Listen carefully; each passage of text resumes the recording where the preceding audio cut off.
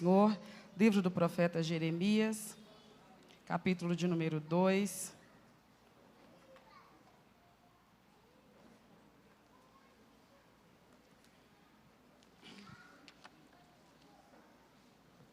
Enquanto os irmãos abrem, quero me justificar, porque, mais uma vez, depois que eu acabar de pregar e passar a palavra ao pastor, eu estou no segundo andar fazendo atendimento pastoral. Se você me procurar no final do culto e não me encontrar, você pode subir que eu estou lá, ou então me aguarde aqui que eu desço rapidamente. Sempre que os irmãos não me virem aqui no domingo à noite, é porque eu estou trabalhando lá em cima com aconselhamento pastoral. Tá bom, meus irmãos? Precisando de mim, é só subir lá, ou então me aguardar aqui que eu volto. Jeremias capítulo 2, vamos ver alguns versículos. 1 ao 3, depois do 5 ao 8. E veio a mim a palavra do Senhor, dizendo: Vai, clama aos filhos de Jerusalém, dizendo: Assim diz o Senhor, lembro-me de ti, da piedade da tua mocidade e do amor do teu noivado, quando me seguias no deserto, numa terra que não se semeava. Então, Israel era santidade para o Senhor, e as primícias da sua novidade. Todos os que o devoravam eram tidos por culpados. O mal vinha sobre eles, diz o Senhor. Verso 5. Assim diz o Senhor, que injustiça acharam vossos pais em mim, para se afastarem de mim, indo após a vaidade e tornando-se levianos? E não disseram: onde está o Senhor que nos fez subir da terra do Egito, que nos guiou através do deserto, por uma terra árida e de covas, por uma terra de sequidão e sombra de morte, por uma terra pela qual ninguém transitava e na qual não morava homem algum? E eu vos introduzi numa terra fértil, para comerdes o seu fruto e o seu bem. Mas quando nela entrastes, contaminastes a minha terra, e da minha herança fizestes uma abominação. Os sacerdotes não disseram: onde está o Senhor? E os que tratavam da lei não me conheciam. Os pastores prevaricaram contra mim, e os profetas profetizavam por Baal, e andaram após o que é de nenhum proveito. Verso 12. Espantai-vos disto, ó céus, horrorizai-vos, ficai verdadeiramente desolados, diz o Senhor, porque o meu povo fez duas maldades. A mim me deixaram o manancial de águas vivas e cavaram cisternas, cisternas rotas, que não retêm água. E por último, capítulo 3, verso 22. Voltai, ó filhos rebeldes, eu curarei as vossas rebeliões. Eis-nos aqui, vimos a ti, porque tu és o Senhor, nosso Deus. Você repete comigo só esse versículo 22? Voltai. Eu curarei a vossa rebelião. Eis-nos aqui, vimos a ti, porque tu és o Senhor nosso Deus. Graças a Deus. Feche os seus olhos, por favor. E se Ele é o Senhor seu Deus, fale com Ele neste momento. Disponha-se a receber a palavra de Deus, como servo de Deus que você é. Não para combater, não para discordar, não para rebater, mas para dizer: eis-me aqui, Senhor. Fala comigo, porque eu quero ouvir a voz do meu Senhor. Tu és soberano, Pai, sobre tudo que há no céu, na terra e debaixo da terra. E sobre as nossas vidas, Pai, temos consciência absoluta do Teu senhorio, da Tua soberania. E, ó Deus, estamos diante de Ti, nesta casa que o Senhor tem edificado, para nela nos reunirmos. E aqui estamos por Tua própria causa, Senhor, porque tínhamos convicção de que o Senhor se faria presente no meio de nós, de que a Tua presença seria real e poderosa no meio de nós nesta noite. Por isso estamos aqui com o coração ansioso por receber a santa, perfeita e poderosa palavra do Senhor. Não é palavra de homem, não é palavra de religião, não é palavra de denominação, é palavra do Todo-Poderoso, daquele que era, que é e que há de vir, daquele que é o Alfa e o Ômega, o princípio e o fim, o Rei dos Reis e o Senhor dos Senhores, a poderosa raiz de Jessé, aquele que é o herdeiro eterno do trono de Davi, soberano sobre as nações, Rei absoluto de todo o universo, diante de quem o sol se prostra e as estrelas se prostram, reconhecendo tua glória e tua majestade. Pai, Deus de todo o universo, nós invocamos o Senhor neste santo lugar, nós invocamos o teu nome, nós invocamos tua presença, nós queremos que caiam por terra agora toda força contrária, e na presença do Senhor, esse povo reunido nesse lugar esteja absolutamente livre de toda influência maligna e possa ouvir a palavra de Deus. Toca nossas vidas, Pai. Inunda esse ambiente, Senhor. Nós estamos dispostos e disponíveis ao teu mover, Espírito Santo. Somos homens de Deus, mulheres de Deus, jovens de Deus. Nós somos do Senhor, povo do Senhor. Nós somos separados para o Senhor. Tu tens um projeto na minha vida, tu tens um projeto na minha família, tu tens um projeto na vida de cada um dos meus irmãos, tu tens um projeto na família de cada um, e nós te dizemos nessa noite: Deus, faz a tua vontade, Senhor, porque nós estamos rendidos ao Senhor, totalmente confiantes no Senhor. Cobre esse lugar com a tua sombra, Deus. Toca nossos corações, Senhor, para a glória do teu próprio nome. Em nome de Jesus. Graças a Deus. Glória ao nome do Senhor. Se acomode, por favor. Aleluia.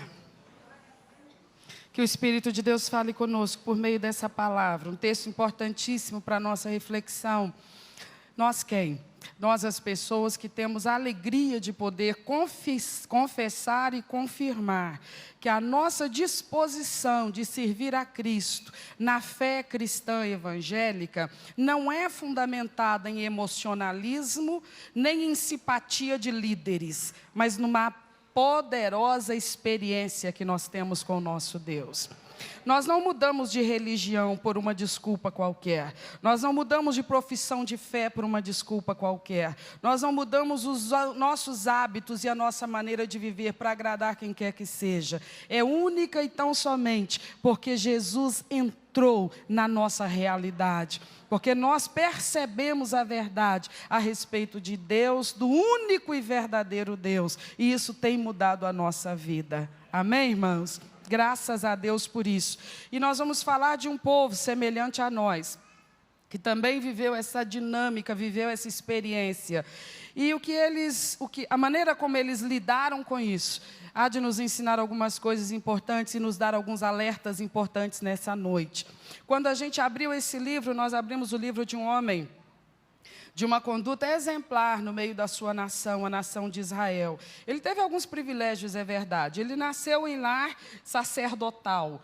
Isso fez com que ele, já desde o berço, fosse instruído com muito mais profundidade nas coisas da lei, que era a palavra do Senhor vigorando no Antigo Testamento, porque ele sucederia seu pai nesse ofício. Então, ali não era questão de um chamado, né? Hoje não, hoje você tem uma pessoa que tem um chamado para ser pastor e não necessariamente o filho dessa pessoa terá o mesmo chamado. A gente sempre diz, filho de pastor não é pastorzinho, né? Eu tenho 2 filhos e eles não são pastorzinhos. Eles são membros desta igreja, cuidados pela liderança dessa igreja, como seus filhos também são. Mas naquele tempo, o regime era sacerdotal. E então o sacerdócio ele era transmitido de pai para filho. Já era o sistema que Deus estabeleceu na forma de culto, de adoração, de condução espiritual daquela nação, lá no Antigo Testamento. Então, inclusive, o Senhor separou uma das nações de Israel, houveram 12 nações, 12 tribos, e então o Senhor separou uma das tribos para ser a tribo sacerdotal. Então, a tribo de Levi era a tribo que se ocupava do ofício sacerdotal. Nem todo descendente de Levi, nem todo levita era sacerdote, obviamente. Mas todo sacerdote tinha que ser da tribo de Levi. Então, quando um sacerdote oficiava, ele já treinava o seu filho mais velho, normalmente o mais velho, o primogênito, para que ele então lhe sucedesse. E Jeremias estava nessa circunstância. Ele tinha sido criado numa família sacerdotal, seu pai, ele oficiava como sacerdote e treinava o seu filho. Obviamente, logo que ele se tornou adulto, ele também começou no ofício sacerdotal, que implicava em reuniões como essa com o povo de Israel para a apresentação do texto sagrado, para a explanação do texto sagrado, para a explicação dos ensinamentos da palavra de Deus. Então, esses ajuntamentos eram regulares, além dessas reuniões solenes, haviam todas as coisas prescritas no calendário de Israel. Eram festas, eram sacrifícios, eram momentos de consagração, e tudo isso era oficiado por sacerdotes, e Jeremias fazia isso quando chegou o tempo da sua maioridade. Mas mesmo depois de ele estar ativo nesse ofício, houve um chamamento da parte de Deus para uma outra atividade ministerial. Ele foi chamado para ser um profeta diante daquela nação. Isso era muito especial. E o profeta, diferente do levita, ele não tinha que vir ou ser proveniente da tribo de Levi. Haviam profetas de todas as tribos. E então, o Senhor deu essa dupla honra a Jeremias. Ele teve a honra de ser um sacerdote e também a honra de Deus confiar a ele um outro ministério de igual importância, que era o ministério de profeta. E nessa condição de profeta, quando Deus o chama, Deus então já começa a mostrar para ele que as coisas que Deus desejava transmitir à nação, ao povo, através da vida de Jeremias, o profeta, algumas delas, ou a grande maioria delas, seriam por eles ouvidas, mas rejeitadas, por conta da situação espiritual em que o povo se encontrava naquele momento. Eles estavam vivendo práticas, eles estavam se conduzindo de uma maneira tão desleixada no que diz respeito à sua vida espiritual e à sua reputação espiritual, e que a maior quantidade de coisas que Deus tinha para falar com eles não eram palavras de consolo, e nem eram promessas de bênçãos e de livramentos. A conduta deles requeria de Deus, naquele momento, palavras de correção, palavras de confronto, palavras que iriam colocar diante deles o seu próprio erro. E o Senhor Deus, então, já estava dizendo para Jeremias: eu estou te levantando no momento muito especial da história do meu povo. Eles estão rebeldes, eles estão atrevidos, eles estão desleais, infiéis. A maneira deles se conduzirem está demonstrando um desprezo para com o compromisso, para com a aliança que eles fizeram comigo. Então, a maior quantidade, o grande volume das coisas que eu preciso falar com eles, através da sua vida, serão alguns fortes puxões de orelha. E já te aviso, Jeremias, que eles não vão ter boa vontade de te ouvir. Inclusive, você vai ser por eles, ao longo do tempo, designado ou descrito como o profeta que gosta de chamar atenção, radical, que gosta de puxar a orelha, o enjoado, o implicante. Não é por causa do seu temperamento, não é por causa do seu trato com eles. É por causa das palavras que eu vou colocar na sua boca. Então, eles vão querer acreditar que isso é culpa sua, que isso é uma iniciativa da sua parte. Eles não vão ter facilidade para entender que isso é produto deles mesmos. É o que eles estão buscando, provocando e necessitando.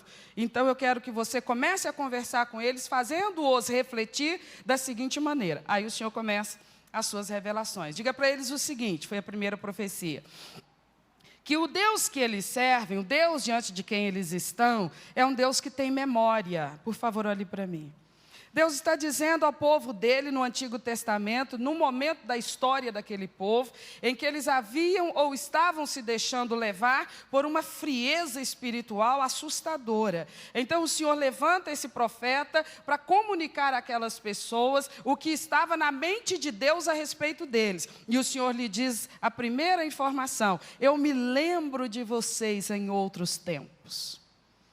Eu me lembro de vocês em outra ocasião. E aí o Senhor, no restante do versículos 2 e 3, ele especifica que a ocasião era essa, que estava vindo a lembrança, a memória do Senhor. E o Senhor queria que eles também lembrassem. É importante, quando a gente recebe a palavra de Deus, que a gente entenda isso. Aquilo que a gente está ouvindo, aquilo que está sendo dito, é justamente o que está passando na mente do Senhor. E Ele nos dá o privilégio de conhecer os seus pensamentos, naquele momento, através daquela ministração. Por isso que a hora da pregação é uma hora, sabe, de extrema atenção, porque eu não posso demonstrar indiferença com o que está passando na mente de Deus. Se eu creio que é Ele que está falando, por meio do pregador, por meio do seu vaso, do seu instrumento naquela noite, eu tenho que entender do que se trata. Não se trata de pensamento de homem, se trata do que nesse momento está passando na mente do meu Deus. Isso me interessa, isso tem que me interessar. Não deveria haver necessidade de pedir alguém para desligar celular, para não mandar mensagem de WhatsApp, para não consultar Face. Não deveria ser necessário isso. Porque ninguém que entra por essas portas entra arrastado a laço. Todo mundo vem de livre e espontânea vontade, consciente do que se vai fazer nesse recinto. Não se vai dançar, não se vai badalar, não se vai divertir, se vai prestar culto a um Deus vivo e verdadeiro, que no meio do seu povo há de se manifestar e há de falar conosco. Então, por isso, nós ficamos, às vezes, por entender como é que uma pessoa pode se prestar a dedicar 2 horas e meia do seu tempo a ir a um recinto como esse, participar de uma reunião com uma finalidade como esta, quando não tem esse propósito. Não tem esse propósito. Não está com sede de ouvir a palavra de Deus, não está desperto para isso, não está percebendo a sua necessidade disso, não prestigia isso, não valoriza isso, não gosta disso. Mesmo assim, vai para a casa do Senhor e se dá o direito de, naquele ambiente e no meio daquele tipo de evento, estar absolutamente alienado e distraído, numa postura que não apenas irrita aqueles que estão ao seu derredor, porque prejudica a atenção daqueles que estão ao seu derredor, mas acima de tudo e pior, é uma afronta ao Deus e à palavra de Deus liberada naquele lugar. Então, quando aquelas pessoas estavam ali para ouvir o que Deus ia falar através de Jeremias, a primeira coisa que Deus dizia: eu quero que eles saibam o que está vindo na minha mente agora. Diga para eles o seguinte: está me vindo lembranças deles em outros tempos. E a que tempos Deus estava mencionando? De que tempos ele estava falando? Só para você ter uma ideia, o profeta profetiza mais ou menos entre 1000 e 1050 anos, depois daquele dia em que o Senhor Deus, através de Moisés, tirou o povo de Israel do cativeiro do Egito. Haviam se passado cerca de 1000 a 1050 anos, desde o êxodo egípcio até aquele dia em que o Senhor Deus levanta esse profeta Jeremias para falar com o seu povo. E pelos detalhes que nos vêm no versículos 8, nos versículos 2 e 3, e depois nos versículos seguintes, dos 5 ao 8, a gente sabe que é desse período, ou desse momento, ou desse evento, que Deus está se lembrando. Então Deus está dizendo assim: a memória divina está vendo vocês agora, 1000 anos atrás. A memória divina está observando vocês agora. Agora, dos dias de Jeremias, a memória divina está observando vocês, não agora, como vocês agora se portam. A memória divina está vendo vocês 1000 anos atrás, porque o tempo é problema para nós, mas não é problema para Deus. Porque para Deus não existe tempo, Ele é Senhor do tempo ou atemporal, Ele não é como nós. Então Ele diz através de Jeremias: eu estou me lembrando de vocês 1000 anos atrás. Obviamente não eram aquelas pessoas objetivas que estavam ali, eram seus ancestrais, eram as gerações anteriores àquela, mas era a mesma nação. A nação que havia recebido um legado, a nação que havia recebido experiências e de uma revelação que fez dela uma nação especial na face da terra, diferenciada de todas as outras nações, porque aquela nação, embora na terra, nos tempos do cativeiro egípcio, houvessem tantas outras nações, foi àquele povo que Deus deu esse legado, essa riqueza, esse patrimônio que a partir de então deveria ter transformado a vida deles. Cada geração deveria ter sido mais pura do que a anterior. Cada geração deveria ter sido mais santa do que a anterior. Cada geração deveria ter sido mais comprometida do que a anterior. E o Senhor está falando sobre isso. Muita coisa vai ser dita dentro do livro de Jeremias, mas o Senhor começa dessa maneira, levando-os a 1000 anos atrás, quando a história desse relacionamento começou. Então o Senhor Deus especifica para eles: naquele tempo, esse meu povo era diferente. Esse meu povo era um povo que se estava compreendendo, estava recebendo, estava absorvendo o mais importante dos saberes que um ser humano pode adquirir. O saber é uma coisa importante, não é? O que os nossos pais diziam? Que o saber não ocupa espaço, e que ele é importante, que ele precisa ser conquistado, precisa ser adquirido, sem dúvida nenhuma. Em tantos segmentos, em tantas áreas, em tantos setores, os saberes, o conhecimento, a informação, agrega valor à vida de uma pessoa, à sua nobreza, à sua dignidade, ao seu comportamento, ou deveria agregar.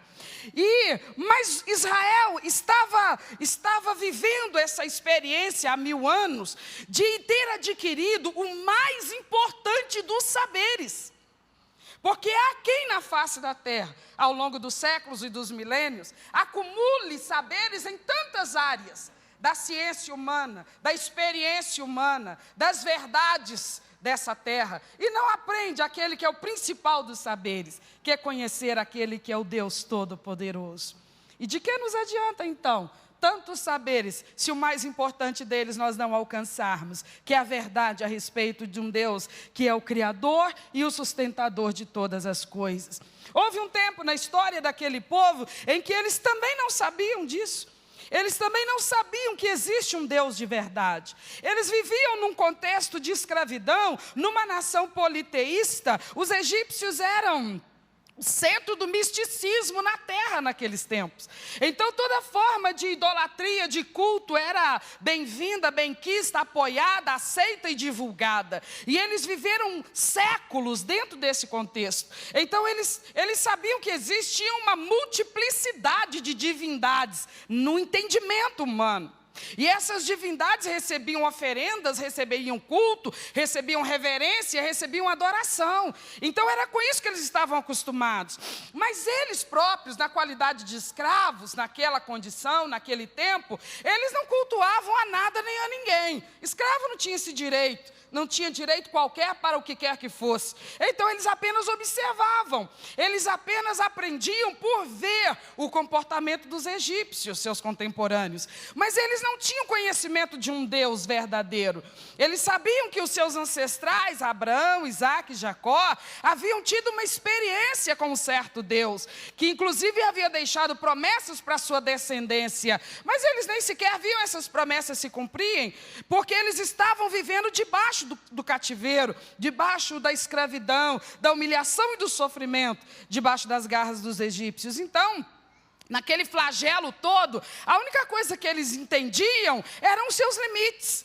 Era a sua falta de recursos, era a sua ausência de credenciais para exigir respeito, para exigir consideração, para exigir um tratamento mais digno. Eles não tinham direito a nada. Eles não tinham recurso para impor nada. Eles só podiam se submeter. A única coisa que eles podiam fazer era se submeter a quê? A maus tratos, a trabalhos escravos, a nenhum respeito, a nenhuma consideração, a sofrimentos, a muitas vezes verem os seus filhos sendo arrancados de dentro de casa para serem mortos, muitas vezes verem suas mulheres sendo maltratadas, violadas, e eles não podiam reclamar com quem quer que fosse, porque não havia direito para eles ali dentro. A condição de escravo era, se nos dias do início da história do nosso Brasil já era horrorosa, você imagina naquele tempo. Eles eram tratados como coisas, como objetos, talvez até menos importantes do que os animais domésticos que prestassem serviço àquelas famílias. Então eles olhavam para si mesmos e eles faziam uma perspectiva da sua história daqui a 10 anos, daqui a 20 anos. O que você acha que eles imaginavam? Como é que estaria a vida deles dali a 10 anos, 20 anos, 30 anos? A mesma coisa, senão pior. Não havia projeção de melhora. Porque a cultura daqueles que eram os escravizadores era a cultura do rigor, da crueldade, da subserviência imposta a todo preço e a qualquer custo. E isso não estava dando indícios de que ia mudar. Então eles não tinham perspectiva de libertação, de livramento. Eles olhavam uns para os outros, o que eles viam? Eles viam os seus iguais, judeus, israelitas, um olhava para o outro, hebreus, um olhava para o outro, e o que eles viam? Eles viam pessoas que já não eram mais crianças, já eram adultos, eles viam pessoas que sabiam caminhar, que sabiam falar, que sabiam se movimentar, mas eles não eram donos de si mesmos. Dentre eles, quem poderia ser o seu salvador? Nenhum deles. De onde viria a salvação para eles? No entender deles, de lugar nenhum. Eles simplesmente procuravam se acomodar à sua sina terrível de uma história que não poderia ser revertida, simplesmente porque não havia nenhuma força que pudesse subjugar a força egípcia. Não havia nenhum poder que pudesse se impor ao poder do faraó egípcio, para que eles pudessem ser libertos. E lá das mansões celestiais, Deus contemplava tudo isso na vida daquele povo. E Deus sabia, se eles me conhecessem, então eles saberiam que há um Deus a quem buscar.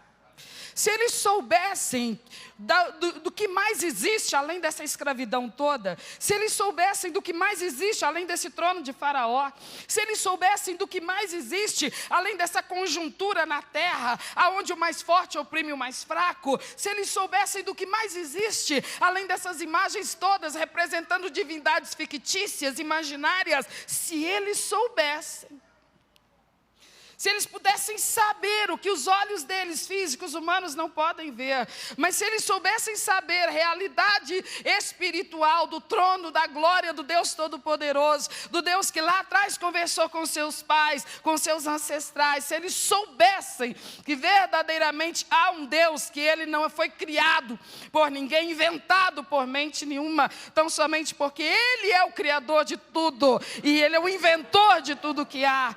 Mas eles não sabendo, não clamavam a esse Deus. Eles não sabendo, não tinham esperança. Eles não sabendo, não se sentiam seguros na fidelidade, na lealdade e no poder desse Deus. Simplesmente porque eles não sabiam que Deus é real. E enquanto uma pessoa não sabe que Deus é de verdade, embora de fato não possa ser tocado, não possa ser visto, não possa ser percebido pelos instintos humanos, por todos os segmentos sensoriais humanos, Deus existe. Ele não é uma ideia, ele não é uma força, ele não é uma ficção, ele é a mais sólida realidade que há. Porque ele não existe por uma fase, uma temporada, uma época. Ele sempre foi, ele sempre será. Ele é aquele que nunca passa, que nunca acaba, que nunca se desfaz, que nunca morre. Ele nunca vai embora. Olha que maravilha, ele nunca vai embora. Ele disse, eu serei o teu Emanuel, o teu Deus presente, sempre presente, o tempo todo presente. Deus de verdade. Aleluia. Mas eles não sabiam. Enquanto a pessoa não sabe, das duas uma. Ou ela não acredita em nada, ou ela acredita em qualquer coisa. Porque ela não sabe a verdade. Ou ela não acredita em absolutamente nada que não possa ser tocado por ela, visto por ela, medido por ela. Ou então ela acredita em qualquer coisa. Pode lhe apresentar qualquer divindade que ela é. Ela absorve, ela aceita, ela está propensa à fé, e o que importa é a fé pela fé, e não pelo objeto da fé. Então ela crê, ela só está disposta a crer, qualquer coisa serve, porque para ela a força está na fé pela fé, e não no objeto ao qual a fé se apega. Isso é a tristeza de quem não conhece a verdade, do Deus Todo-Poderoso. Israel vivia essa situação. Então o Senhor Deus está dizendo, fala para eles que eu me lembro daquele tempo em que eles não sabiam sobre mim. Eles não sabiam sobre mim, eles não tinham experiência a meu respeito, eles não tinham noção de que existia um Deus verdadeiro como eu sou, mas eu me fiz conhecer a eles, eu me revelei a eles, eu me manifestei a eles, eu dei demonstrações do que o meu braço é capaz. Eles tiveram algumas demonstrações de até onde vai a minha força e o meu poder. Eles viram na maneira como eu agi, para livrá-los, para libertá-los, para aliviá-los daquele jugo, daquele cativeiro, e da maneira como eu os transportei pelo deserto. E fielmente, dia e noite, deles eu cuidava, a eles eu alimentava, e provia seu pão e a sua água. Eu fui mostrando para eles que eu não sou uma ideia, eu não sou uma religião, eu não sou um humano como eles. Eles estavam vendo o meu agir, e pelo meu agir me dimensionavam, imaginavam o meu tamanho, a minha grandeza e a quantidade dos meus recursos, e eles estavam descobrindo a verdade a meu respeito, que eu não sou como eles. Eles são semelhantes a mim, mas eu não sou semelhante a eles. Eu sou Deus, eu sou onipotente, onipresente, onisciente. Eu sou o Deus da sabedoria, da santidade, da justiça, da retidão. Eu sou o Deus que tudo pode. Eles não sabiam nada, de repente eu me fiz conhecer a eles. Para que eu me fiz conhecer a eles? Por que eu me dediquei a tantas manifestações? Para que eles tivessem um vislumbre de quem eu sou e de que de fato eu sou. Vocês imaginam que era para que eles pudessem então me comparar com os outros deuses? Vocês imaginam que eu me fiz conhecer para que então eu pudesse entrar na disputa pela lealdade deles, pela fidelidade deles, concorrendo com os deuses que eles já sabiam existir, pela convivência com outros povos? Não, eu não me revelo a uma pessoa para disputar com outras divindades. Não é com essa intenção. Então vocês imaginam que eu me revelei a eles com que propósito? Porque eu estava necessitado de audiência, de aplauso. Eu queria formar uma plateia que me admirasse. Eu queria fãs. Você imagina que era por isso que eu estava me revelando a eles? Para que eles pudessem ser os meus fãs, babarem quando me vissem, me ouvissem, ficassem extasiados, admirados? Não, não foi para ter fãs que Deus se revelou a Israel. Foi para ter adoradores. Porque Deus não é homem que quer ser bajulado. Deus é Deus que quer ser honrado, respeitado, reverenciado, dignificado. Ele quer que aqueles a quem Ele se revela se prostrem. Se prostrem diante da sua dignidade, da sua grandeza, da sua majestade, e não tem outra postura diante dele senão a de servos rendidos. Aquele que é tudo, que está sobre tudo, de quem emana toda a força, todo o poder. Há pessoas que não sabem, por isso elas recorrem a tantas fontes de supostas forças e poderes, porque elas não sabem. Mas há pessoas que Deus também já deu esta informação. Lá no Antigo Testamento estava restrito à nação de Israel, hoje não, pela misericórdia de Deus. A bênção se estende a todas as nações e a todos os povos. Por isso eu fui alcançada aqui no Brasil, você foi alcançado aqui no Brasil. Uma terra de múltiplos deuses, uma terra de múltiplas adorações, uma terra de tantas e quantas manifestações abomináveis diante dos olhos do Todo-Poderoso. Mas Ele veio aqui, nesta terra, e me falou sobre Ele mesmo, e te falou sobre Ele mesmo. E se fez conhecer a nós. Então, quando Ele traz essa memória e compartilha essa memória com Israel, Ele diz assim: eu me lembro como vocês eram naquele tempo. Na medida em que vocês, muito obrigado, se iam apercebendo da minha realidade, se iam apercebendo da minha força e do meu poder, na medida que vocês iam compreendendo que existe alguma coisa, não é qualquer coisa, é a verdadeira realidade espiritual. É a verdadeira. Ah, mas existem outras realidades espirituais? Existem, mas não são confiáveis, e não superam, e nem competem com o poder e a grandiosidade desse Deus, que é o único e verdadeiro Deus. Então o Senhor diz: naquele tempo, na medida que vocês iam entendendo quem eu sou, na medida que vocês iam aprendendo a meu respeito, vocês ficavam assim, tão rendidos, vocês estavam tão comprometidos, vocês estavam tão convictos de que vocês tinham chegado ao máximo do máximo. Depois disso não tinha mais nada. Não havia mais para onde ir, não havia mais o que buscar. Vocês haviam chegado ao cume de todas as descobertas que uma pessoa pode fazer. Então, naquele tempo, diante dessa certeza na sua alma, de que não havia quem competisse comigo em glória, fosse poder, vocês se renderam. O Senhor Deus está dizendo, 1000 anos atrás eu me lembro de vocês rendidos a mim. Então ele faz uma comparação, ele diz assim, naquele tempo vocês eram igual uma noiva que estava acabando de desposar o seu marido. Vocês estavam ali se deleitando com essa conquista, sentindo a maior alegria da sua vida, porque agora vocês eram dele, do seu noivo, do seu marido, do seu Senhor, do seu Deus. Vocês não desejavam pertencer a nenhum outro. Vocês não estavam mais buscando. Vocês não eram mais uma virgem solteira tentando ver quem me agrada, quem me conquista, quem eu escolho. Não, vocês haviam encontrado o amor da vida de vocês. E eu vos desposei. Várias vezes nos livros proféticos, o Senhor usa essa figura para simbolizar o relacionamento de Israel com o seu Deus. O relacionamento conjugal. E aqui ele fala mais uma vez sobre isso. Ele diz, naquele momento vocês eram como esta noiva, esta virgem, absolutamente realizada e satisfeita, porque havia se comprometido com o seu noivo, que te desposava, que te assumia, que se comprometia contigo, enquanto você se comprometia com ele.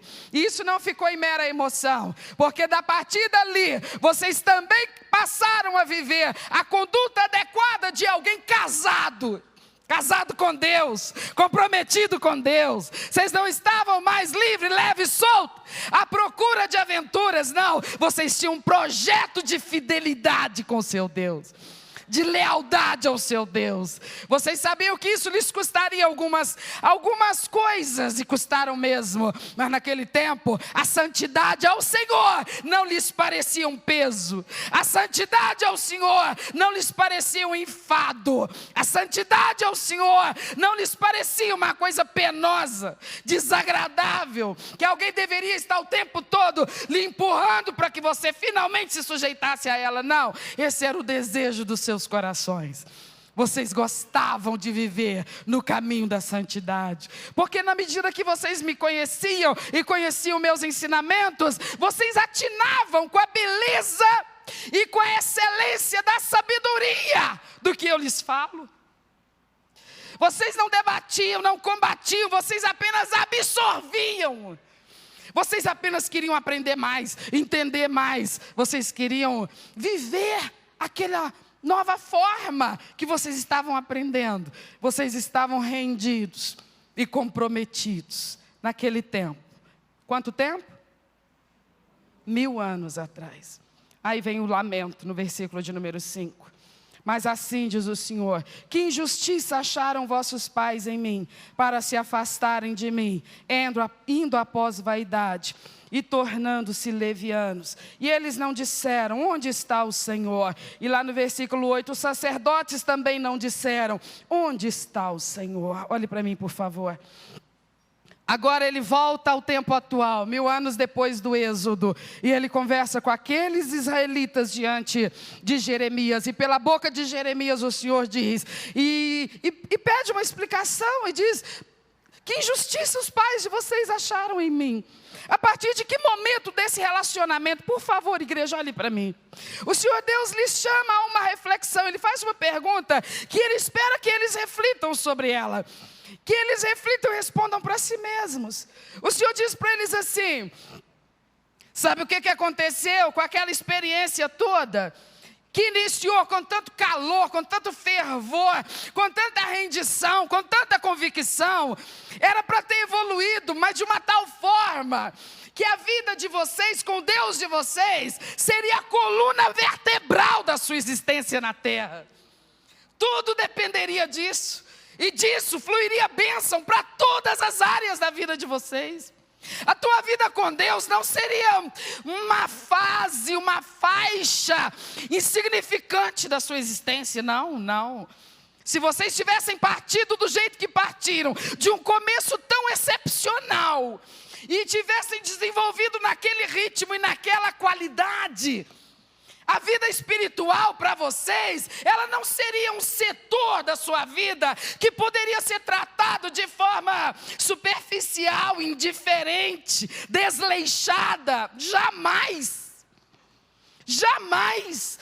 Essa vivência, essa convivência, esse relacionamento com esse que é todo poderoso e que tem habilidade para conduzir tua vida nessa terra, por caminhos de sabedoria, de grandeza e de dignidade.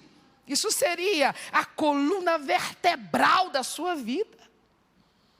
Tu não deixaria de lado as outras coisas, os outros segmentos, as outras fases, mas todas elas estariam vinculadas a essa fase principal da sua vida, a essa coluna central da sua vida, que seria a tua experiência com teu Deus.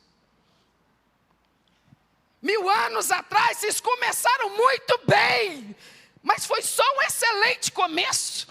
Na sequência, vocês não corresponderam àquilo que lá no começo se projetava.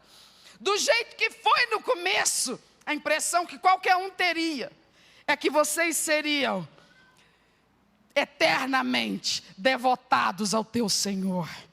Vocês jamais se distanciariam dele, porque vocês haviam adquirido o mais excepcional dos saberes.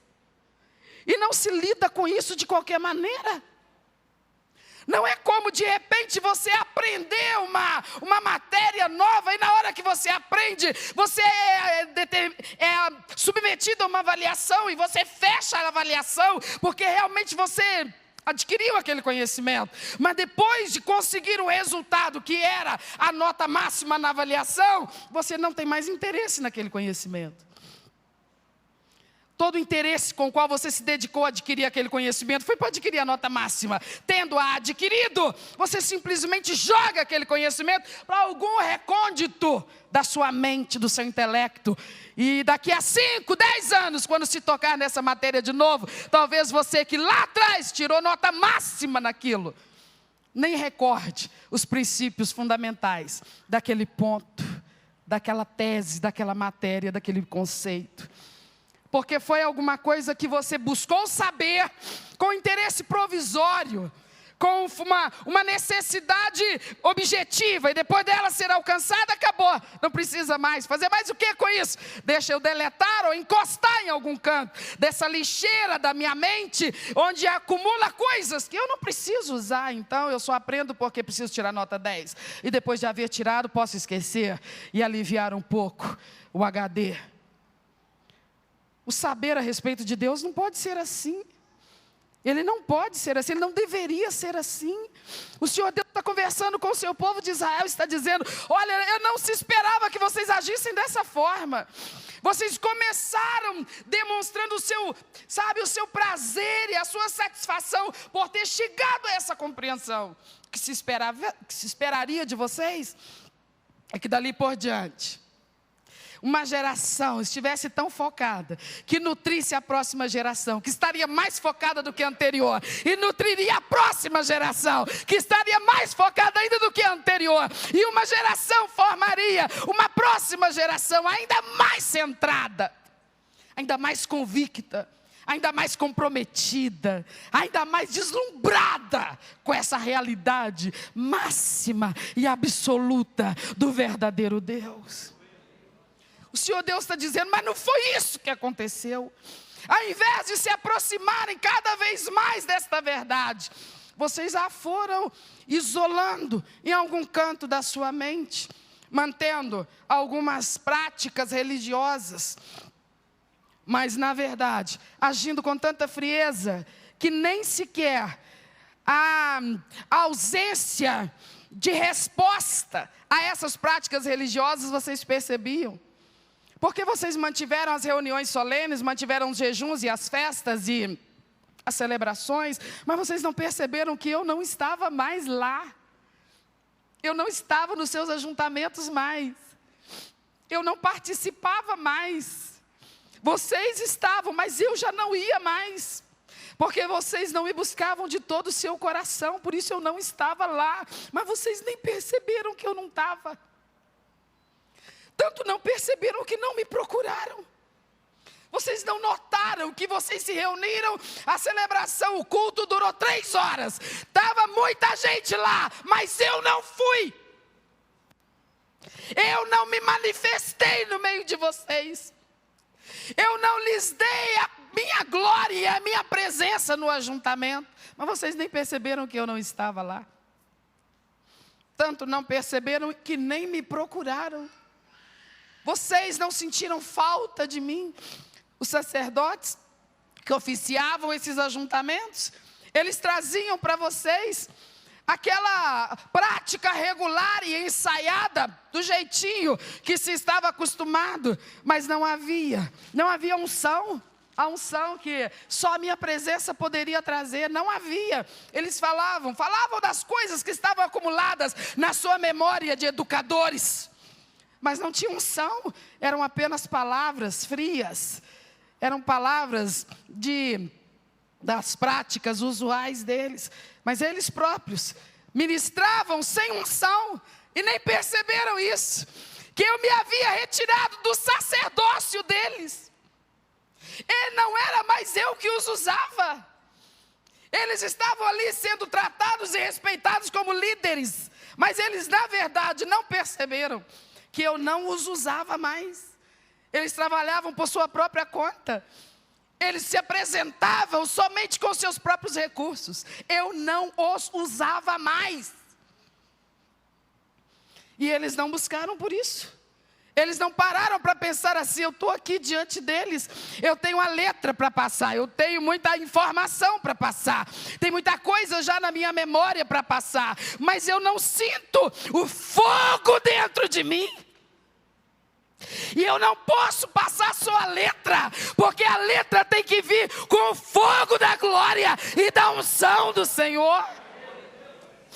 Porque Ele é fogo consumidor, e a palavra é dEle. E a palavra dEle tem que ser transmitida com fogo consumidor. E eles transmitiam a letra, mas fogo eles não tinham mais. A unção eles não tinham mais.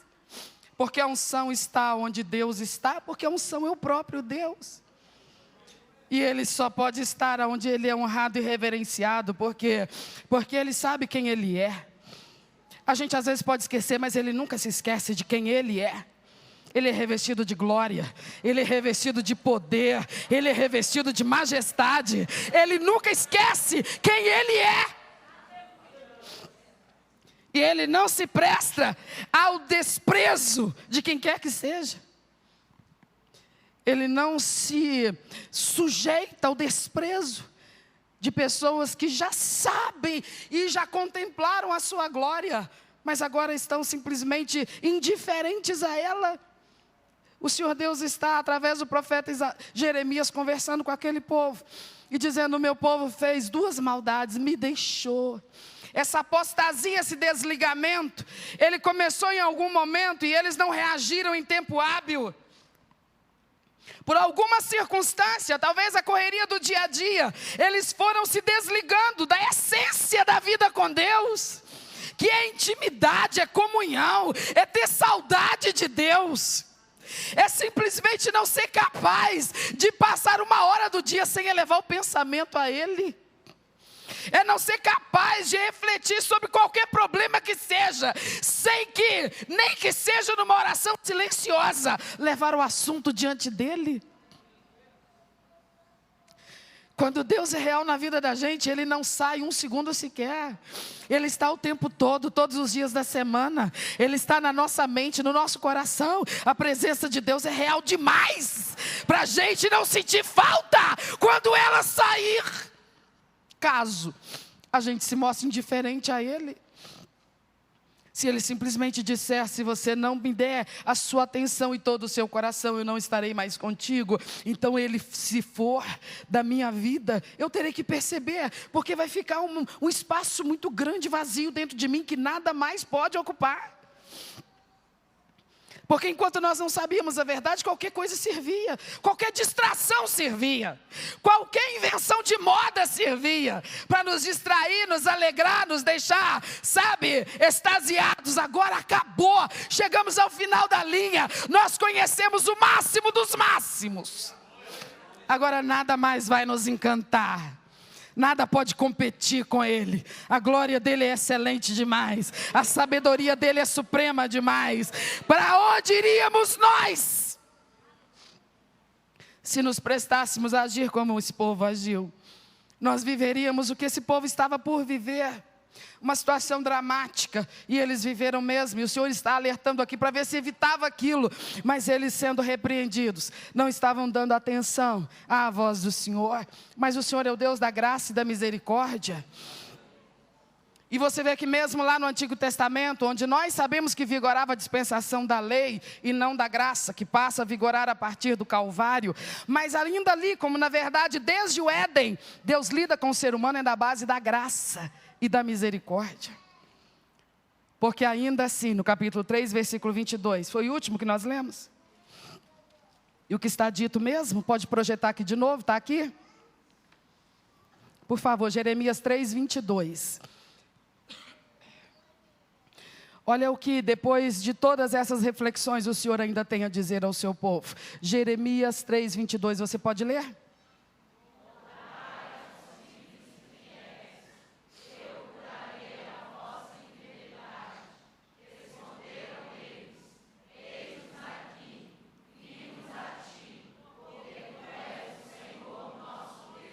Se for possível, deixa a projeção ali.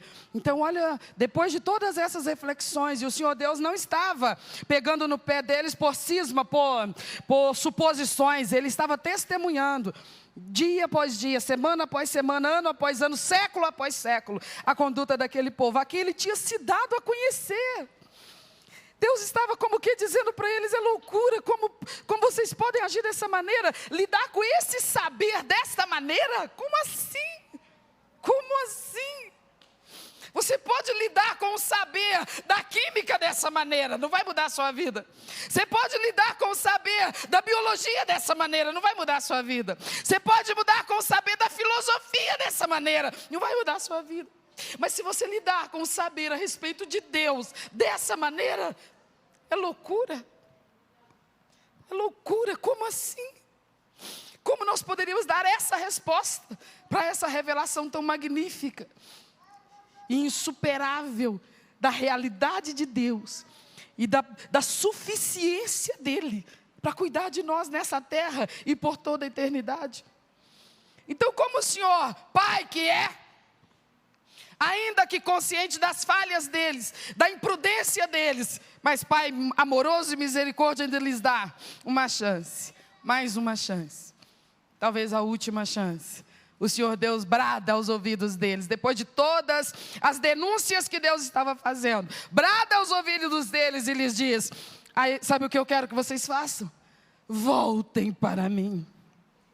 Voltem ao concerto, voltem à aliança, voltem ao compromisso.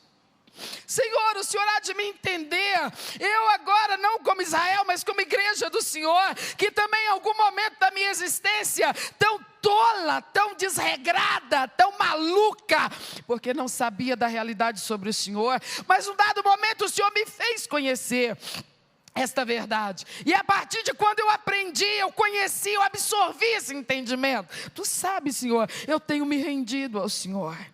E o Senhor agora conversando comigo aqui nesse altar, e com você sentado aí à minha frente, Ele poderia estar lembrando de quantos anos atrás eu tive esse começo com Ele, você teve esse começo com Ele.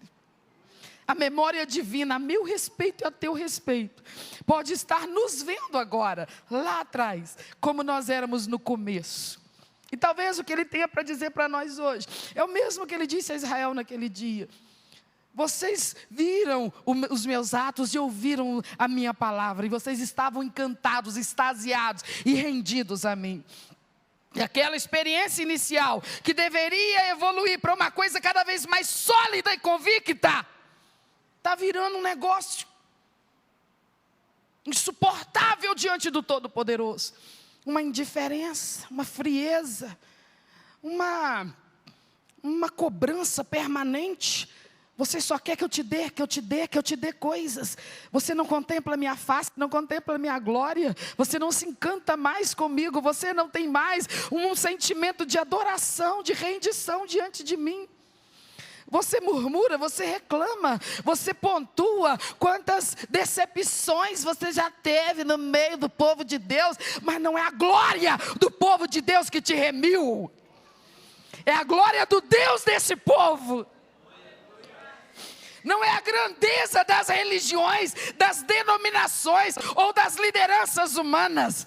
É a grandeza de um Deus que é sempre o mesmo, que estava lá no Egito, abrindo o mar para Israel passar. O mesmíssimo Deus na tua vida hoje, cuidando de nós dia após dia. Ah, mas ele nunca abriu o mar vermelho para mim e não vai abrir nunca mais. Aquele foi um momento, foi uma necessidade, mas todo dia ele está fazendo coisas, todo dia, toda hora.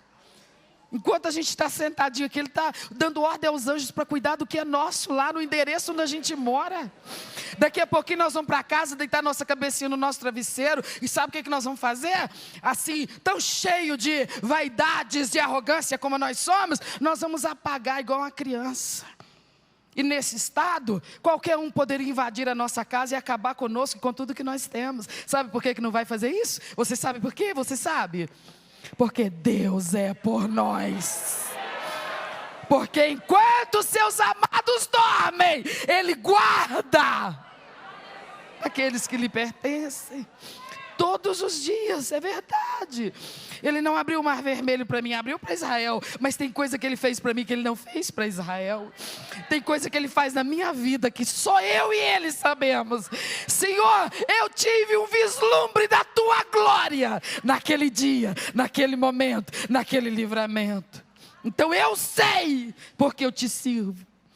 Talvez as pessoas me confrontem nessa intelectualidade vaidosa dos dias modernos e digam assim: não é muito inteligente ser um religioso, especialmente um cristão evangélico, e sair proclamando a plenos pulmões esse nome interessante historicamente falando, chamado Jesus, o Cristo.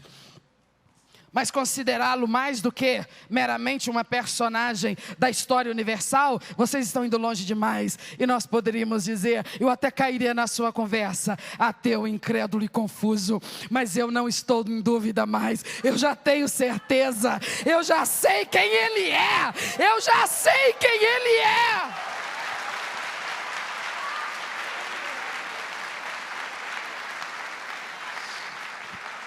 Aleluia!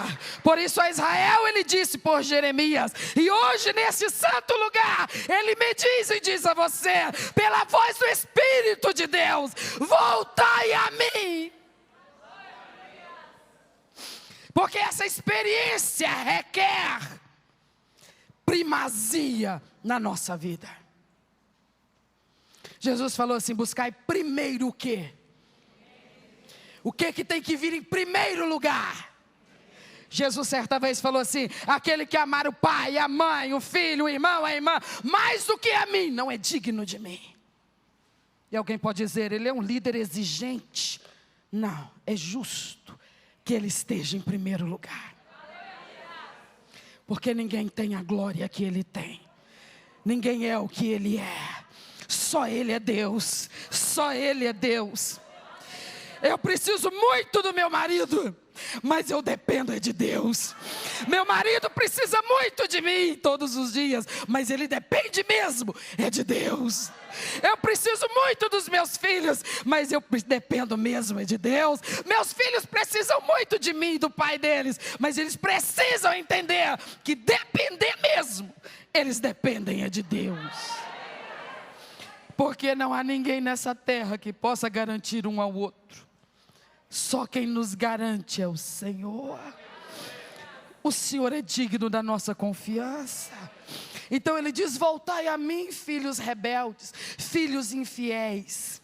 Mas há um porém, não para serdes como tendes sido, Vinde a mim e permitam, e se rendam, e se prostrem, porque eu vou tratar contigo, e eu vou curar tuas rebeliões. O Senhor está tão alucinado e desanimado porque estou me indo, que o Senhor me aceita de qualquer jeito? Não, eu lhe dou mais uma chance, eu lhe chamo, volta para mim, mas sabendo que, em voltando para mim, eu vou curar tuas rebeliões. Eu vou tratar contigo e te ensinar a endireitar teu caminho, a ser um digno servo de Deus nessa terra. Eu vou tratar contigo, talvez te leve à olaria. Talvez seja necessário quebrar-te todo, dissolver essa massa, e então dar liga de novo, e modelar outra vez, e tu finalmente serás aquele cujo propósito está no coração de Deus. Santos de Deus nessa terra. Tem gente brincando com a igreja, mas pode ter certeza de uma coisa: o Senhor dela não está brincando com ela. Ele está no meio do seu povo, chamando, convocando e dizendo: quantos nesta multidão atenta e educada que se reúne neste lugar nesta noite, podem levantar a sua voz e dizer, como Israel disse aqui, nesse clamor: Senhor, nós voltamos para Ti. E confessamos, Deus, que por muitas vezes nós temos sido negligentes, sim, lidando com esse saber, com esse conhecimento, com esta verdade da Tua realidade na nossa vida, como se fosse apenas um dos itens importantes da nossa vida e não o principal. Mas hoje o Senhor nos faz entender que não é dessa maneira que se trata com este saber. Enquanto eu não sabia, eu podia me prostrar diante de que deuses eu desejasse e tratá-los da maneira que eu bem entendesse, porque eles nem poderiam se manifestar dizendo que não estavam satisfeitos. Mas agora o caso é diferente, porque esse não é feito por mãos humanas, esse é verdadeiro, é vivo e é poderoso. E Ele entrou na minha vida e na sua, e sabe o que Ele quer? Honra. Ele requer honra. Ele quer que nós lidemos com Ele com honra. Senhor, Tu sabes que comparado contigo eu sou apenas pó, falível, pecador. O que queres de mim então? Perfeição eu não tenho para Te dar, santidade absoluta eu não tenho para Te dar. Então talvez não seja conveniente esse nosso relacionamento. E Ele diria: eu sei, eu me lembro que Tu és pó, mas volta para mim, sujeite-se a mim, e eu curo tuas rebeliões. Confronta você mesmo, e resolve aqui e agora. Tu está feliz com o tipo de crente que tu é? Ou você acha e entende que é tempo de ser um crente mais digno do Senhor a quem você serve? Acha que consegue sozinho? Entende que não? Então volta para Ele e diga: Senhor, eu me rendo, e eu Te peço, me cura das minhas rebeldias. Trata comigo e me cura das minhas rebeldias. Trata comigo, doce Espírito. Trata comigo, poderosa palavra. Trata comigo, presença maravilhosa e temível. Que eu seja vaso novo nas mãos do Senhor. Por favor, levante-se no seu lugar.